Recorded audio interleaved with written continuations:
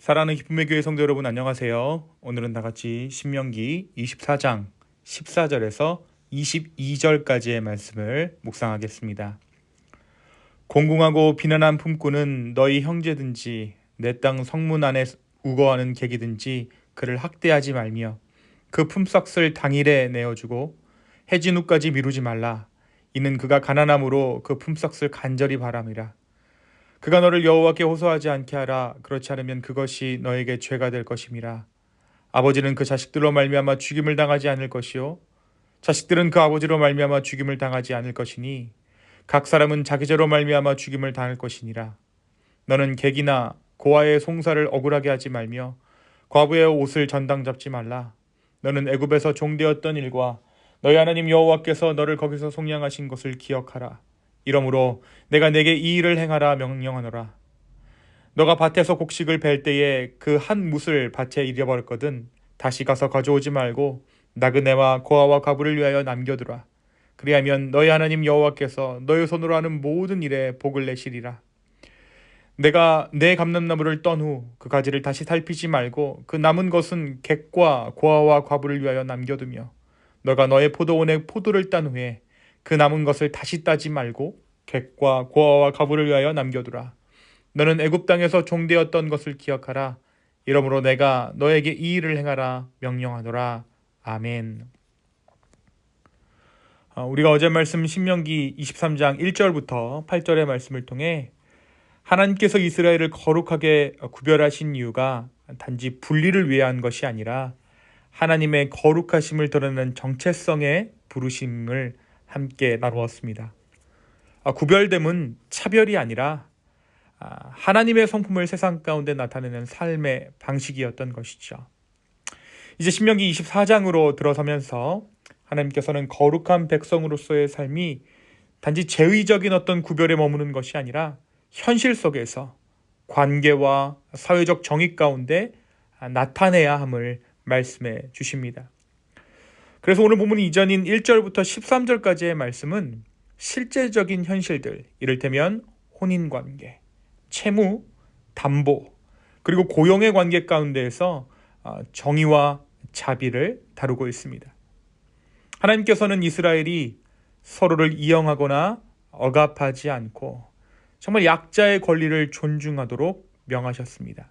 예를 들면 이혼을 가볍게 여기지 말고 가난한 자의 생계를 위협하는 담보를 취하지 말고 품꾼의 임금을 지체하지 말라라고 말씀하시죠. 이것은 모든 인간관계 가운데 하나님의 자비와 공의가 함께 작동해야 함을 보여주는 말씀입니다. 이어지는 오늘 말씀 14절부터 22절은 이 사회적 약자를 향한 하나님의 마음을 더 깊고 구체적으로 드러냅니다. 하나님께서는 단지 불의한 일을 금하신 것이 아니라 약자를 향한 따뜻한 배려의 윤리를 명령하십니다. 이스라엘이 약속의 땅에 들어가 농사를 짓고 경제적인 안정을 누리게 되었을 때 하나님께서는 이렇게 말씀하셨습니다. 가난한 품꾼을 학대하지 말아라. 그는 가난하기 때문에 그의 품삯이 그의 생명이다. 그의 하루 품삯은 그날 가족이 먹을 수 있는 유일한 생존의 수단이었습니다. 그래서 하나님께서는 해가 지기 전에 반드시 일한 대가, 그러니까 임금을 주라고 명령하십니다. 만일 임금을 늦추어서 그의 고통이 하나님께 상달되면 그것이 그들의 죄가 된다라고 말씀하시죠. 하나님께서 이 말씀을 하셨던 것은 단지 노동윤리를 말씀하신 것이 아닙니다. 하나님께서 약자의 눈물에 얼마나 민감하신 분이신지를 보여주는 대목인 것이죠.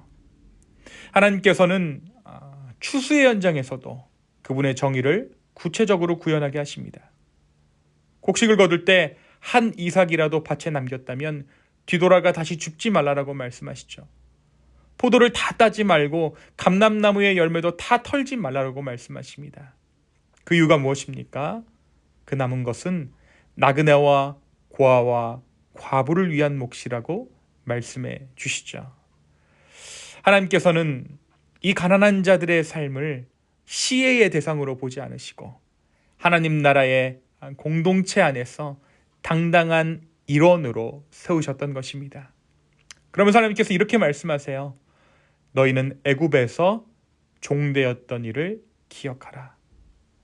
이 말은 단순히 과거를 회상하라는 뜻이 아닙니다. 고생했던 데를 기억하라는 말씀이 아니죠. 그들이 가난과 억압의 고통을 알기에 이제는 그 고통을 누군가의 삶 가운데 반복하지 말라라는 것입니다.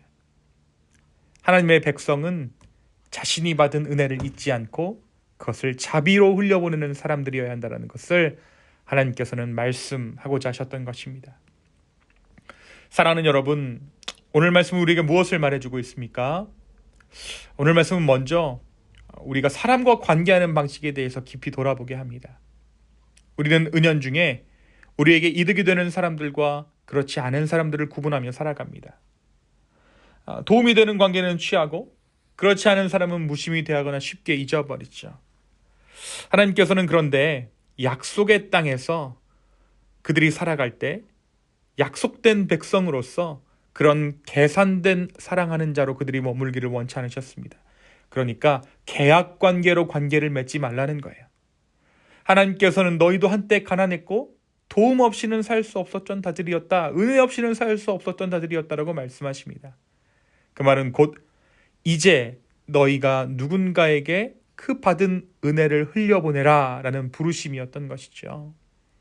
하나님께서 명령하신 자비의 법은 단순한 사회적 윤리가 아니라 하나님의 구원의 은혜를 기억하며 살아가는 삶의 방식이었습니다. 은혜를 기억하는 사람만이 자비를 흘려보낼 수 있습니다. 그렇게 오늘 말씀 신명기 24장은 우리에게 정의의 사람이 되기 이전에 기억하는 사람이 되라고 말씀하고 있습니다. 너희가 애굽에서 종되었던 것을 기억하라. 신앙은 잊지 않는 마음에서 시작되고 잊지 않는 마음은 결국 사랑으로 표현됩니다. 오늘 이 하루를 살아가며 우리의 손이 향하는 곳마다 하나님의 자비가 흘러가기를 소망합니다. 작은 친절 하나, 따뜻한 말 한마디, 그 모든 것이 하나님의 나라를 이 땅 가운데 드러내는 복음의 씨앗이 될 줄로 믿습니다. 또한 오늘 말씀은 우리에게 하나님의 시선이 어디에 머무는가, 하나님의 관심이 어디에 있는가에 대해서 말하고 있습니다. 하나님의 시선은 언제나 가장 낮은 곳, 사람들의 관심이 미치지 않는 자리에 머뭅니다. 사람들은 눈에 띄는 성취와 화려한 결과, 높은 자리에 있는 사람들에게 주목하지만 하나님께서는 밭 모퉁이에 남겨진 한 줌의 이삭, 제때 받지 못한 품꾼의 임금, 그리고 이름조차 불리지 않는 나그네의 삶에 그 눈길을 향하고 계십니다. 그분의 시선은 약한 자를 향해 있고 그분의 마음은 그들을 돌보는 손길에 향해 있습니다. 그래서 하나님께서는 어쩌면 오늘 우리의 삶 가운데 묻고 계시는지도 모르겠어요. 너는 너가 볼 수 있는 그 사람의 눈물을 보고 있느냐? 너의 일상 가운데 내가 보고 있는 그곳을 너는 보고 있느냐? 오늘 이 신명기 24장의 말씀은 우리에게 이렇게 초대합니다. 하나님의 시선에 머무는 삶, 하나님의 시선이 머무는 곳에 나의 시선이 머무는 것, 그것이 참된 경건이다. 우리의 신앙이 예배당 안에서만 머무는 신앙이 아니라 하나님의 시선이 닿는 곳에 우리의 시선이 머물 때 그곳에서 하나님의 나라가 시작되는 줄로 믿습니다. 오늘 이 하루를 살아가며 하나님의 시선이 머무는 곳을 함께 바라볼 수 있는 따뜻한 눈과 손이 되기를 예수님의 이름으로 축원합니다. 이 시간 함께 기도하시겠습니다.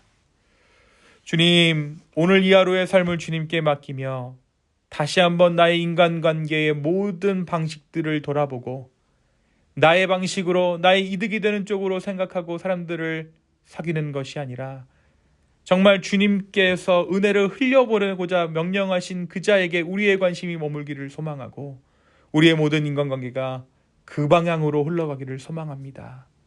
주님, 우리는 연약합니다. 성령께서 그 시선들을 허락하여 주시옵소서. 주님, 다시 한번 나의 삶을 통해 이 땅 가운데 하나님 나라를 세우게 하심에 감사합니다. 주여, 우리를 긍휼히 여기시고 우리를 붙잡아 주시옵소서. 감사합니다. 모든 말씀 예수님의 이름으로 기도하였습니다. 아멘.